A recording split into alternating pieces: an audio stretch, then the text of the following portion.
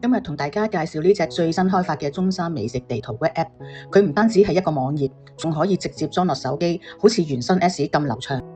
首先喺瀏覽器輸入我哋專屬嘅網站，一入到去你就會見到呢個專為中山食客設計嘅界面。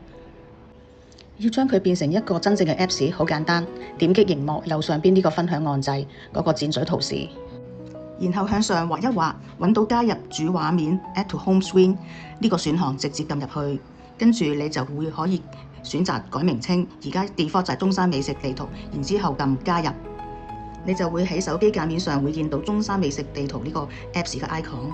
而家你可以完全唔使再開瀏覽器，直接點擊呢個 icon，Apps 就會以全螢幕模式開啟，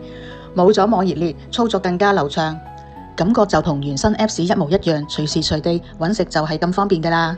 這個地圖入邊會列出現在總共有154間嘅餐廳列晒喺下低，跟住你喺上邊你可以再 filter 揾翻相應嘅地區或者菜式，再選擇你想要嘅餐廳出嚟。例如我想撳東區，我就會去地圖用個手指撳一撳個東區，跟住佢就會列晒東區所有餐廳出嚟㗎啦。